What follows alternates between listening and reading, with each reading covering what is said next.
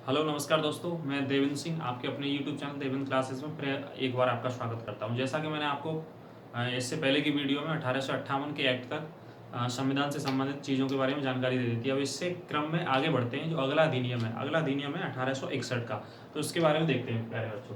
तो देखिएगा 1861 का एक्ट, या इसे हिंदी में आप लिख सकते हो अधिनियम। इसकी प्रमुख विशेषताएं क्या थी, इसके बारे में क्या महत्वपूर्ण पॉइंट है जो आपको परीक्षा से संबंधित याद रखने बच्चों, तो उसके बारे में डिस्कस कर लेते हैं। तो देखिए पहला पॉइंट देखिए, पहला मुद्दा देखिए।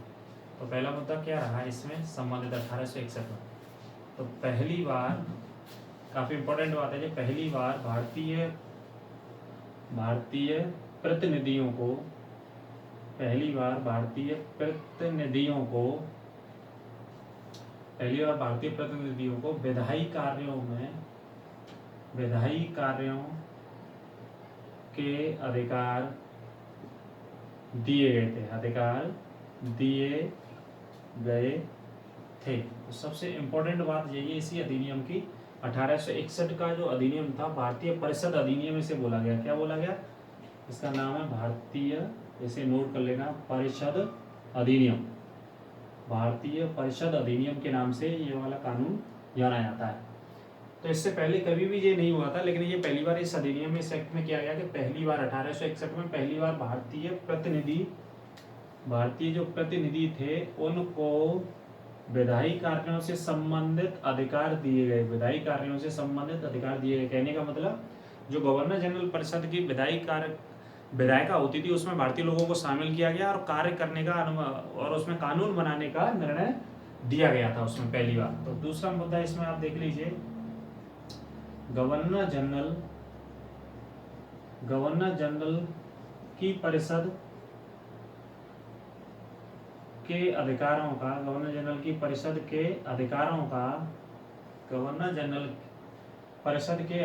का क्या कर दिया गया? विकेंद्रीकरण कर दिया गया था।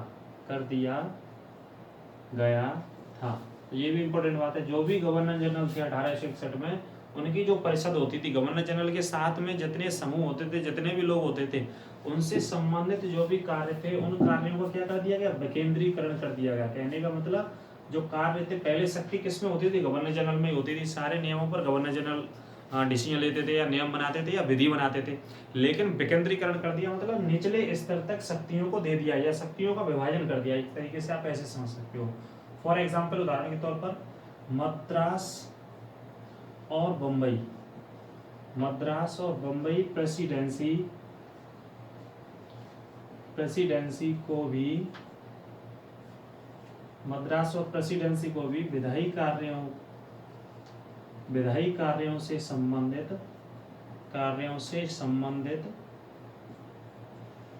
अधिकार दिए गए थे। विधायी कार्यों से संबंधित क्या दिए गए थे? अधिकार दिए गए थे। ये आपको इंपॉर्टेंट बात याद रखनी। कहने का मतलब जो अंग्रेजों की या गवर्नर जनरल की, या जो भी एक मुख्य शासक होता था भारत में, जैसे गवर्नर जनरल बोला जाता था, उनके समय में जो भी परिषद होती थी, तो सबसे पहला मुद्दा तो यही रहा कि पहली बार जो भारत के व्यक्ति थे, भारत के जो प्रतिनिधि थे, जो चुन करके आते थे भारतीय जनता के बीच में से, उनको विधायी कार्यों में शामिल कर लिया गया। कहने का मतलब वो विधायी कार्यों में नियम बनाएंगे, कानून बनाएंगे और सरकार में शामिल रहेंगे। जैसे आज की डेट में अगर मैं बात करूं तो भारतीय संसद होती है, भारतीय संसद में कानून बनाने का काम कौन करते हैं? विधायिका करती है, विधायिका बोलते हैं ना। कहने का मतलब सांसद या विधायक। तो इसी तरीके से भारतीय लोगों को पहली बार विधायी कार्यों के अधिकार दिए। कहने का मतलब कानून बनाने का अधिकार के लिए शामिल कर लिया गया। ये मुद्दा आपको समझना है। सेकंड, गवर्नर जनरल की जो परिषद थी, उसमें जो भी अधिकारी रहते थे, उनका भी कार्यों का क्या कर दिया? विकेंद्रीकरण कर दिया। कहने का मतलब पहले गवर्नर जनरल डिसीजन लेता था, निर्णय लेता था, अब क्या कर दिया? कार्यों को एक तरीके से बांट दिया, कार्यों को एक तरीके से विभाजन कर दिया। और थर्ड पॉइंट इसमें मद्रास और बम्बई जो शहर थे, जो प्रेसिडेंसी शहर थे, उनको भी क्या कर दिया? विधायी कार्यों से संबंधित अधिकार दे दिए। कहने का मतलब जो प्रेसिडेंसी थी वो अपने स्तर पर कार्यों को क्रियान्वयन कर सकती हैं, कार्यों को लागू करा सकती हैं। तो ये वाले मुद्दे थे। अब देखते हैं अगला मुद्दा इसी में प्यारे बच्चों। अगला मुद्दा है गवर्नर जनरल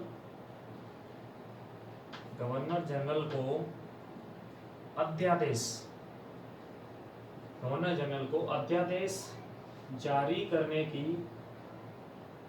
करने की अनुमति दे दी गई थी। गवर्नर जनरल को अध्यादेश जारी करने की अनुमति भी दी गई थी। कौन से अधिनियम में दी गई थी? 1861 में दी गई थी अध्यादेश जारी करने की शक्ति। जैसे कि प्यारे बच्चों आपने अध्यादेश को पढ़ा हुआ, इंग्लिश में क्या बोलते हैं? ऑर्डिनेंस बोलते हैं। तो अध्यादेश से संबंधित बात सबसे पहले कहाँ पे आती है? 1861 में गवर्नर जनरल को ऑर्डिनेंस पारित करने की ये शक्ति दी गई थी। अगले मुद्दे की बात करते हैं प्यारे बच्चों। इसमें अगला मुद्दा रहता है इसमें 1874 में ईस्ट इंडिया 1874 में ईस्ट इंडिया कंपनी को क्या कर दिया? कंपनी को भंग कर दिया गया। 1874 में ईस्ट इंडिया कंपनी को भंग कर दिया गया, जो कि इतने लंबे समय से भारत पर शासन करती आ रही थी। कौन करती आ रही थी? East India company. जैसा कि मैंने आपको बताया 1773 के अधिनियम से लेकर के और अभी तक जितने भी एक्ट या जितने भी कानून मैंने पढ़ाए 20-20 साल के अंतराल पे आए, उनमें जो भी निर्णय होता था, चाहे राजनीतिक निर्णय हो, चाहे व्यापारिक निर्णय हो, चाहे कोई और भी निर्णय हो, कौन लेता था? ईस्ट इंडिया कंपनी के लोग लेते थे। लेकिन ईस्ट इंडिया कंपनी को इस अधिनियम के तहत कौन सी वर्ष में? 1874 में ईस्ट इंडिया कंपनी को क्या कर दिया गया? भंग कर दिया गया। किसके द्वारा भंग कर दिया गया? ब्रिटेन के द्वारा, ब्रिटिश हुकूमत के द्वारा। बाद में क्या होता है? अगला मुद्दा प्यारे बच्चों इसमें रहता है 1876 में, मतलब इसके 2 वर्ष बाद 1876 में महारानी विक्टोरिया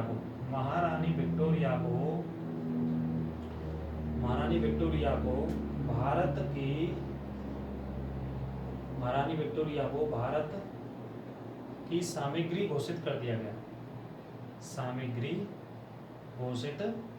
एक तरीके से महारानी घोषित कर दिया गया। भारत की महारानी किसे घोषित कर दिया गया? महारानी विक्टोरिया को घोषित कर दिया गया था। क्योंकि इससे पहले जो शासन करती थी वो कौन करता था हमारे ऊपर? 1874 तक ईस्ट इंडिया कंपनी को हटा दिया गया। कहने का मतलब खत्म कर दिया गया, भंग कर दिया गया। उसके बाद भारत का जो कर्ता धर्ता बना 1876 में, कौन बना? महारानी विक्टोरिया के हाथों में भारत का शासन चला गया था। कहने का मतलब महारानी विक्टोरिया को head of the Indian government स्थापित करने की बात की गई। और सबसे महत्वपूर्ण पॉइंट, गवर्नर जनरल को अध्यादेश की शक्ति 1861 में दी गई थी। और सबसे इंपॉर्टेंट बात आपको याद रखनी है कि विधायी कार्यों के लिए जो शक्ति दी गई सबसे पहले, वो कौन से अधिनियम में दी गई? विधायी कार्यों के लिए शक्ति वो 1861 के अधिनियम में दी गई थी प्यारे बच्चों। और विकेंद्रीकरण कर दिया गया था। विधायी कार्यों को क्या कर दिया गया? विकेंद्रीकरण कर दिया गया था। कहने का मतलब जो भी शहर थे उन पर निचले स्तर के जो अधिकारी हैं वो कानून बना सकते हैं, वो निर्णय ले सकते हैं, वो डिसीजन ले सकते हैं। विकेंद्रीकरण का मतलब ये होता है। केंद्रीकरण मतलब सारी शक्तियां केंद्र में, और विकेंद्रीकरण मतलब शक्तियों को बांट देना, शक्तियों का विभाजन कर देना, ये विकेंद्रीकरण होता है।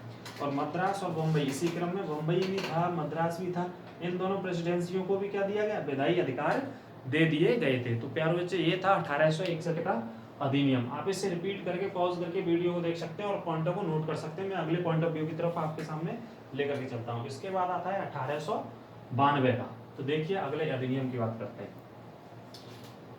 तो अगला आप नोट करेंगे, हेडिंग डालेंगे 1892 के अधिनियम में क्या प्रमुख विशेषताएं थी, क्या पॉइंट ऑफ व्यू रखे गए। तो देखिए आप 1892 का एक्ट, इसकी इंपॉर्टेंट विशेषता क्या रही थी, इसमें आपको पॉइंट ऑफ पढ़ना है। तो सबसे पहला मुद्दा क्या रहा इसमें 1892 में? तो पहला मुद्दा देखिए, इस एक्ट के तहत या इस कानून के तहत केंद्रीय विधान परिषद, किसमें? केंद्रीय विधान परिषद,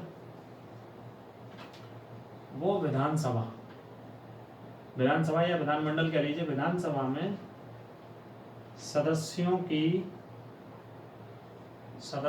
संख्या बढ़ा दी गई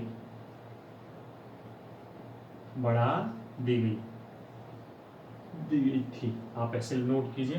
कहने का मतलब जब 1892 का अधिनियम या कानून पारित किया गया, भारत में लागू किया गया, तो इसमें सबसे पहला जो मुद्दा था भारतीय लोगों का, भारतीय जो स्थानीय लोग थे, हमारे देश के जो लोग थे, उनका पहला मुद्दा अंग्रेजों से ये मांग थी कि जो केंद्रीय विधान परिषद में लोग चुन करके आते हैं और विधानसभा में जो चुन करके आते हैं उनमें सदस्यों को बढ़ाया जाए, सदस्यों की इंक्रीजमेंट की जाए, चूंकि ज़्यादा से ज़्यादा भारतीय लोग चुन करके आ सकें और सरकार में शामिल हो सकें, है ना। तो आप समझ पाए होंगे। अगला मुद्दा था इसमें सबसे मोस्ट इम्पोर्टेंट जो पूछा गया कई बार, 1892 में भारतीय व्यक्तियों को या आप लिख सकते हैं भारतीय प्रतिनिधियों को, भारतीय व्यक्तियों के प्रतिनिधियों को बजट में भाग लेने के लिए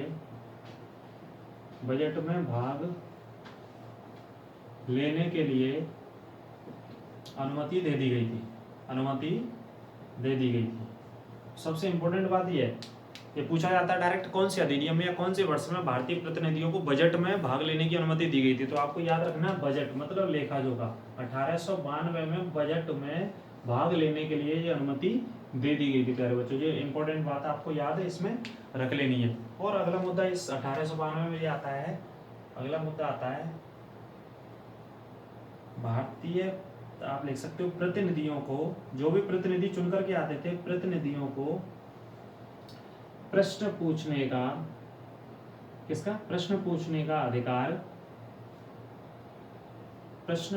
का अधिकार भी दे दिया गया था। कहने का मतलब वो अपने प्रश्न पूछ सकते हैं, अपने प्रश्न रख सकते हैं। जो भी बजट पर बहस होती थी या आय व्यय पर बहस होती थी, डिबेट होती थी, उनमें वो अपने प्रश्नों को रख सकते हैं। तो ये भी इंपॉर्टेंट बात है कि प्रश्न पूछने का अधिकार कब दिया गया। तो प्रश्न पूछने का अधिकार कब दिया गया? 1892 के अधिनियम में। बजट में सबसे पहले कब शामिल हुए? 1892 के एक्ट में बजट में शामिल होने के लिए सदस्यों की संख्या कब बढ़ाई गई? 1892 के एक्ट में या कानून में सदस्यों की संख्या को इंक्रीजमेंट किया गया या बढ़ाया गया। तो ये इंपॉर्टेंट पहलू थे 1892 के अधिनियम के। तो इसे आप नोट कर लेना या रिपीट करके इस वीडियो को या पॉज करके इस वीडियो को आप आसानी से देख सकते हो। तो प्रमुख ये तीनों बातें थी 1892 के अधिनियम में। जैसे भारतीय परिषद अधिनियम, एक बार फिर देख लीजिए। इस कानून के तहत केंद्रीय विधानसभा, इसे बोल सकते हो आप दूसरे शब्दों में उच्च सदन कह सकते हो। क्या कह सकते हो? उच्च सदन। इसका बाद में नाम रख दिया गया था, है ना। केंद्रीय विधानसभा और विधानसभा को आप बोल सकते हो निम्न सदन में इसका रूपांतरण हो गया था। निम्न सदन इसे बोल सकते हो। इनमें सदस्यों की संख्या को बढ़ाने की बात इस अधिनियम में की गई थी, इस कानून में की गई थी। सेकंड मुद्दा, 1892 में बजट में भाग लेने के लिए प्रतिनिधियों को अवसर दिया गया था, अनुमति दी गई थी। तीसरा मुद्दा इसमें था प्रश्न पूछने की अनुमति। प्रतिनिधियों को प्रश्न पूछने की अनुमति कब दी गई? 1892 के अधिनियम में दी गई थी प्यारे बच्चों। तो इसे आप नोट कर लेना। उम्मीद करता हूँ आपके समझ में आया होगा। मैं अगले मुद्दे की तरफ, अगले कानून की तरफ चलते हैं। अगला जो मुद्दा रहा है वो कौन सा रहा है? 1909 का अधिनियम इसके बाद आएगा। ये धीमे धीमे से सारे कानून खत्म हो जाएंगे तो फिर प्रारूप पर आएंगे, पॉलिटी के संविधान के प्रारूप पर बैठकों पे आएंगे। तो देखिए अगला जो इसके बाद आता है वो आता है 1909 का अधिनियम। 1909 का कानून था या अधिनियम था। इसके बारे में देखिए इंपॉर्टेंट पहलू जो है वो देखिए आप। वर्ष 1909 में मार्लेमेंटो सुधार अधिनियम भारत में लागू किया गया। भारत में लागू किया गया था। कहाँ पे लागू किया गया? भारत में लागू किया गया था। कौन सा अधिनियम लागू किया गया? मार्लेमेंटो सुधार। तो आपसे प्रश्न पूछा जाए 1919 में कौन सा कानून भारत में लागू किया गया, तो आपको याद रखना है मार्लेमेंटो सुधार अधिनियम 1909 में, सॉरी माफ कीजिए, 1909 में मार्लेमेंटो सुधार अधिनियम लागू किया गया था। ठीक है। अगला मुद्दा क्या आएगा इसमें आपसे जो पूछा जाएगा, जो मुद्दा रहेगा वो आपको ये पूछना है वर्ष 1909 में सेकंड पॉइंट है ये एंड द फर्स्ट पॉइंट। वर्ष 1909 में पृथक निर्वाचन की व्यवस्था को लागू कर दिया गया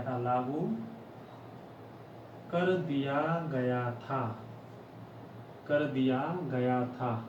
कहने का मतलब ये इंपॉर्टेंट पॉइंट है, सबसे मोस्ट इंपॉर्टेंट पॉइंट। 1909 में पृथक निर्वाचन मतलब जो चुनाव होने थे अप्रत्यक्ष रूप से, तो मुस्लिम लोगों के ऊपर या मुस्लिम संप्रदाय के ऊपर पृथक निर्वाचन की व्यवस्था को यहाँ पर लागू कर दिया गया। खास करके आपको याद रखना है ये पॉइंट, इसके बारे में आगे डिटेल चर्चा करेंगे। तीसरा पॉइंट इसमें आता है भारत में वर्ष 1909 में, कौन सी वर्ष में?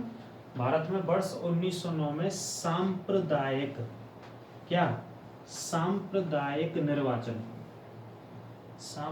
निर्वाचन की व्यवस्था को व्यवस्था को लागू किया गया था, लागू किया गया था।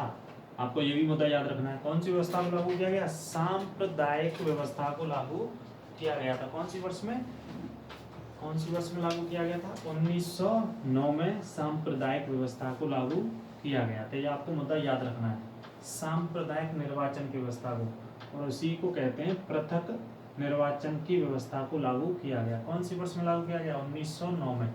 कहने का मतलब है जनसंख्या के अनुपात पर सीटों को बांटा गया था, या जनसंख्या के अनुपात पर लोगों को चुन करके आना था। लेकिन इन दोनों लोगों ने, मार्ले और मिंटो वायसराय थे भारत के, इन्होंने एक कानून किया कि मुस्लिम जो बहुल इलाके थे वहां से जनसंख्या से ज्यादा लोग चुन करके आ सकते हैं। ये वाली व्यवस्था उन्होंने इसमें स्थापित की थी। अगला मुद्दा देखिए, वर्ष 1909 में, वर्ष 1909 में अप्रत्यक्ष चुनाव, अप्रत्यक्ष चुनाव के माध्यम से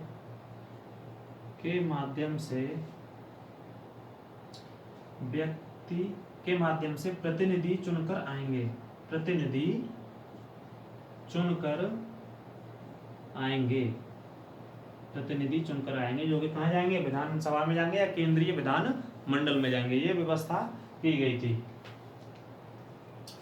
तो प्रतिनिधि चुनकर के आएंगे, कौन सी वर्ष में आएंगे? 1909 में। कैसे चुनाव के माध्यम से? अप्रत्यक्ष चुनाव के माध्यम से। ये भी मुद्दा कई बार पूछा जाता है, आपसे पूछा जाए कौन सी वर्ष में इनडायरेक्ट इलेक्शन के अप्रत्यक्ष चुनाव की बात सबसे पहले की गई थी। तो 1909 में ये वाली व्यवस्था को सबसे पहले लागू किया गया था, अप्रत्यक्ष चुनाव। तो देखिए कैसे चुन करके आएंगे। तो सबसे पहले मैं आपके सामने बता देता हूँ, स्थानीय निकाय। वोट कौन देगा? स्थानीय निकाय बनेगा सबसे पहले, है ना। जो स्थानीय स्तर पर होता है, चाहे ग्राम पंचायतों की बात ले लीजिए या शहरों में निकायों की बात ले लीजिए, है ना। सबसे पहले स्थानीय निकाय है, उसके बाद निर्वाचन परिषद का गठन होगा। इसके बाद क्या होगा? निर्वाचन परिषद का गठन होगा। इसके बाद क्या होगा? निर्वाचन परिषद का गठन किया जाएगा। कहने का मतलब सबसे पहले होगा स्थानीय निकाय, उसके बाद निर्वाचन परिषद का, इन लोगों में से गठन किया जाएगा। और निर्वाचन परिषद के बाद प्रांतीय विधान परिषदों का चुनाव होगा। किसका होगा? प्रांतीय विधान परिषदों का, प्रांतीय विधान परिषदों का क्या होगा? चुनाव होगा। ठीक है भाई, प्रांतीय विधान परिषदों का चुनाव यहाँ पर किया जाएगा। इसे मैं हटा देता हूँ, आप नोट कर लेना। प्रांतीय विधान परिषदों का चुनाव किया जाएगा। और प्रांतीय विधान परिषदों के बाद किसका चुनाव किया जाएगा डियर? प्रांतीय विधान परिषदों के बाद चुनाव किया जाएगा केंद्रीय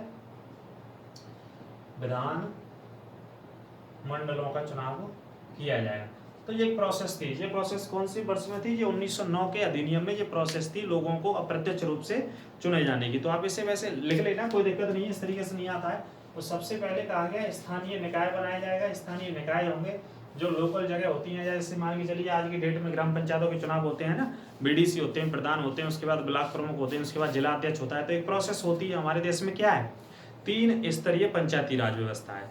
तो 3 स्तरीय पंचायती राज व्यवस्था आप जानते हैं, एक ग्राम पंचायत का स्तर होता है, एक ब्लॉक का स्तर होता है और एक जिले का स्तर होता है। इसे बोलते हैं 3 स्तरीय पंचायती राज व्यवस्था, जो कि कब लागू हुई? 2 अक्टूबर 1959 को सबसे पहले राजस्थान में लागू हुई थी। तो इसी प्रकार से वर्ष 1909 में कहा गया सबसे पहले स्थानीय निकाय चुने जाएंगे। स्थानीय निकाय वाले जो व्यक्ति होंगे वो निर्वाचन परिषद का क्या करेंगे? गठन करेंगे। आप निर्वाचन परिषद का गठन किया जाएगा। निर्वाचन परिषद के जो लोग होंगे वो कौन से लोगों को चुनेंगे? प्रांतीय विधान परिषदों का चुनाव होगा इनमें से। और प्रांतीय विधान परिषदों में से किसका चुनाव होगा? केंद्रीय विधान मंडलों का चुनाव किया जाएगा। केंद्रीय विधान मंडलों का क्या किया जाएगा? चुनाव किया जाएगा। तो ये प्रोसेस रही अप्रत्यक्ष निर्वाचन की, कि व्यक्ति किस तरीके से चुन करके कहां पर आएंगे? केंद्रीय विधान मंडलों में आएंगे। ये प्रोसेस 1909 के चुनाव में पूरी स्थापित की गई थी प्यारे बच्चों। तो अगले पॉइंट पे चलते हैं। अगला पॉइंट इसमें आप देखिएगा, गवर्नर जनरल। गवर्नर कौन था? ये पॉइंट पूछा जाता है कई बार। वर्ष 1909 में भारत का वायसराय लॉर्ड मिंटो था। कौन था? लॉर्ड मिंटो था। ये मुद्दा कई बार ये प्रश्न पूछा गया है। तो एक तरीके से क्या किया इन्होंने? सांप्रदायिकता का बीज बो दिया था, है ना। मतलब सांप्रदायिकता के आधार पर या संप्रदाय के आधार पर या मजहब के आधार पर लोगों को चुनाव के माध्यम से बांटना शुरू कर दिया। किसने बांटना शुरू कर दिया? लॉर्ड मिंटो ने। इसी वजह से कहा जाता है, अगला मुद्दा मैं आपको बता देता हूँ, लॉर्ड मिंटो को भारत में सांप्रदायिकता का जनक कहा जाता है। सांप्रदायिकता का क्या कहा जाता है? जनक कहा जाता है। एक तरीके से इन्होंने हिंदू मुसलमानों में क्या कर दिया? विभेद कर दिया। किसके आधार पर? चुनाव के आधार पर। ऐसा इन्होंने कह दिया था इस कानून में कि जहां मुस्लिम जनसंख्या होगी उस जनसंख्या से भी ज्यादा मुस्लिम लोग चुन करके आएंगे इन चुनावों में। ये इन्होंने अपनी तरीके से लोगों को बांटने के लिए, चूंकि अंग्रेजों की कौन सी नीति रही हमेशा से, आपने पढ़ा होगा, फूट डालो और राज करो, ये वाली व्यवस्था अंग्रेजों की शुरू से रही। और देखिए अगला पॉइंट मैं आपको बता देता हूँ, एक यहाँ से प्रश्न पूछा जाता है इसी वर्ष में, वर्ष 1909 में गवर्नर जनरल की कार्यकारिणी परिषद में गवर्नर जनरल की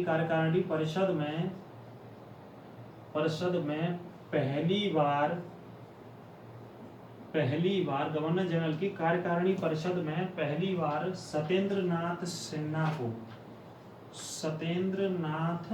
सिन्हा को नियुक्त किया गया था। पहला भारतीय व्यक्ति नियुक्त किया गया था।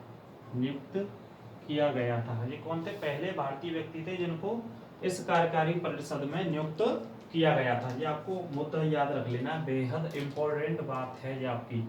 आपसे पूछा जाए वर्ष 1909 में गवर्नर जनरल कौन था? लॉर्ड मिंटो था गवर्नर जनरल उस समय 1909 में। लॉर्ड मिंटो की कार्यकारी परिषद में पहली बार कौन से भारतीय व्यक्ति को नियुक्त किया गया? तो पहले फर्स्ट इंडियन या पहले भारतीय व्यक्ति कौन थे जिन्हें नियुक्त किया गया? सत्येंद्र नाथ सिन्हा। इसे मोस्ट इंपोर्टेंट पॉइंट है, इसे पढ़ लेना, याद कर लेना। सत्येंद्र नाथ सिन्हा को पहली बार कार्यकारी परिषद में नियुक्त किया गया था। तो ये था प्यारे बच्चों 1909 का अधिनियम जो मैंने आपके सामने रखा है। एक और बात इसमें क्लियर कर दूं, यदि आप नहीं समझ पाए हो तो उसे वैसे उम्मीद करता हूँ समझ पाए होंगे।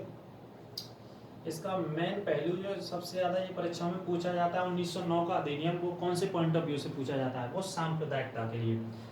तो सबसे पहले इस पॉइंट को भी आप इसमें लिख लेना, नहीं समझ पाए तो मुस्लिमों के लिए चुनाव की व्यवस्था